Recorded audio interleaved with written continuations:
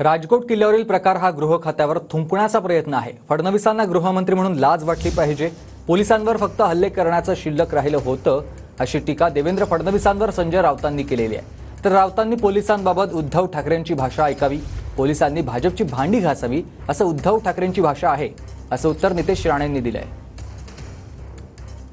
मालवणात काल जे झालेलं आहे, सिंधुदुर्ग किल्ल्यासमोर, राजकोट किल्ल्यासमोर, सर्जेकोट किल्ल्यासमोर,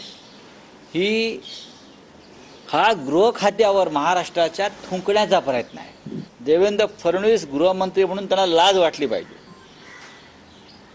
की ते पोलिसांना सन्मान देऊ शकले नाहीत, पोलिसांची प्रतिष्ठा राखू शकले नाहीत, पोलिसांना संरक्षण देऊ शकले नाहीत।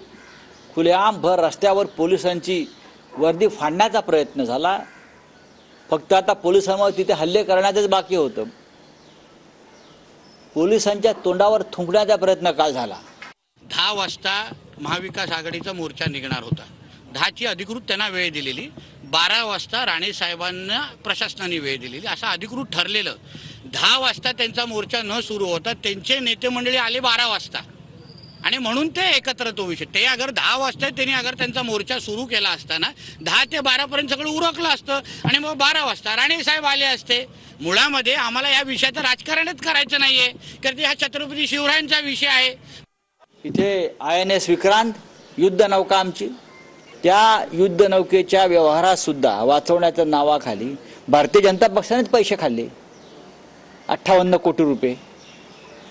हा चोर इथेच बसलाय मुलुंडला, त्याला वाचवण्यासाठी हे देवेंद्र फडणवीस गृहमंत्री होताच पहिली सही कशावर केली असेल तर INS विक्रांत घोटाळ्याची चौकशी बंद करण्याचा। हे चोरच आहेत ना, हे चोरच आहेत, ह्यांच्यावरती काय विश्वास ठेवायचा? यांनी देशच विकून खाल्लेला आहे। हा भांडूपचा श्री 420 आमच्या देवेंद्र फडणवीस साहेबांवर भ्रष्टाचाराचे आरोप करत होता। स्वतःच्या कुटुंबाचं नाव खिचडी घोटाळ्यामध्ये बरवटलेलं आहे। पत्राच्या मध्ये मराठी माणसांचं घर खाऊन ह्यांनी ढेकर पण घेतला नाही, आणि हा देवेंद्र फडणवीस साहेबांवर भ्रष्टाचाराचे आरोप